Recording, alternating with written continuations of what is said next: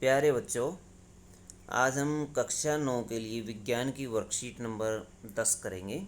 Worksheet number 10 बच्चों गति से संबंधित है। इससे पीछे वाली वर्कशीट हमने करी थी जिसमें चाल से संबंधित हमने रीड किया था। आज हम गति के बारे में जानेंगे।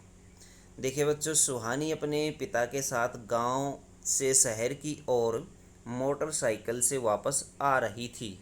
उसने देखा कि मोटरसाइकिल ट्रैफिक में धीमी या खाली सड़क पर तेज चल रही थी।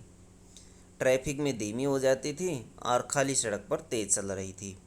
उसने अपने पिताजी से पूछा कि हमें कैसे पता चलता है कि एक वाहन कितना तेज अथवा धीमा चल रहा है। यदि हम चला रहे हों,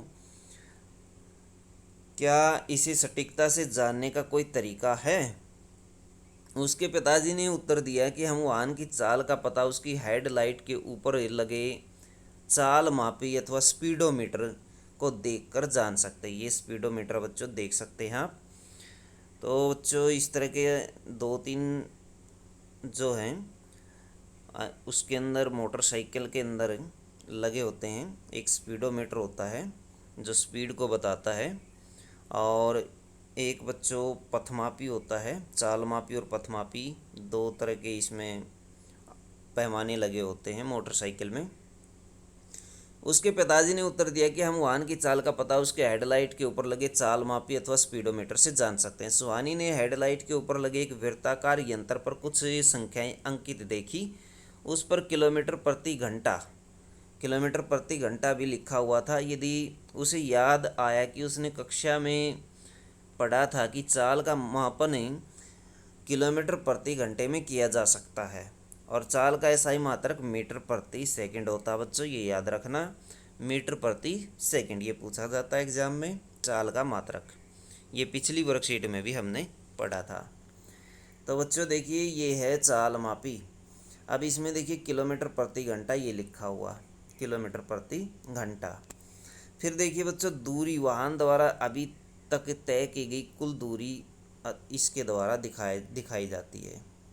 ये इसकी सुई होती है बच्चों, ये घूमती रहती है, ये दिखाती है। अगर 60 के ऊपर आ गई तो 60 किलोमीटर प्रति घंटा इसकी स्पीड हो जाती है। गति के समय तय की गई दूरी इसे कभी भी 0 पर सेट किया जा सकता है। तो बच्चों ये स्टार्टिंग दूरी है जहाँ से हम स्टार्ट करते हैं। ये दिखाती है कि पिछली दूरी कहाँ तक तय करी गई और नई दूरी यहाँ से शुरुआत होगी। तो उसके बाद ये अंक बढ़ते चले जाते हैं। तो बच्चों ये स्पीडोमीटर है। उसने एक और यंत्र अथवा मीटर देखा जिस पर मोटरसाइकिल द्वारा तय की गई दूरी प्रदर्शित हो रही थी। उसने दूरी मापी भी देखा इसके ऊपर, तो दूरी को दर्शाता है। चाल मापी एक यंत्र होता है जो वाहन की चाल को दर्शाता है। पथ मापी एक ऐसा यंत्र होता है जो वाहन द्वारा तय की गई दूरी को दर्शाता है। तो बच्चों इसको पथमापी कहते हैं, दूरी को दर्शाने वाले को। स्वयं को जांचिए, एक वाहन में किसी भी समय पर आप उसके द्वारा तय की गई दूरी और चाल को प्रदर्शित करने वाले यंत्रों के नाम बताइए। तो बच्चों ये दो यंत्र हैं, चाल मापी और पथमापी, ये आप इसमें लिख सकते हैं। सुहानी ने पथमापी से निम्न दूरियों को विभिन्न समय अंतराल पर नोट किया। यदि मोटरसाइकिल 8 बजे चली तो 9 और 11 बजे उसकी चाल बताइए कितनी होगी। तो बच्चों देखिए इसमें हम निकालेंगे चाल।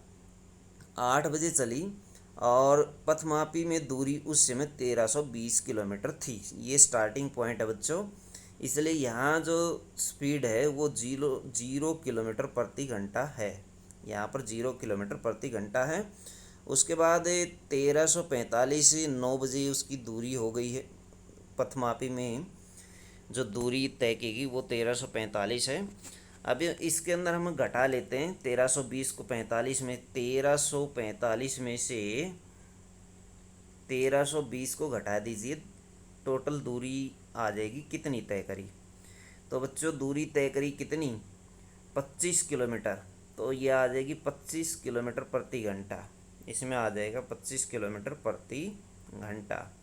उसके बाद 11 बजे कितनी तय करी, 11 बजे 1395 में से 1345 में से 1345 को घटा दीजिए, इसमें पता लग जाएगा तो 5 में से 5 गया 0 और 9 में से 4 गया 5, 50 किलोमीटर हो जाएगी। 50 किलोमीटर प्रति घंटा, किलोमीटर प्रति घंटा इसकी स्पीड आ जाएगी अथवा चाल आ जाएगी बच्चों।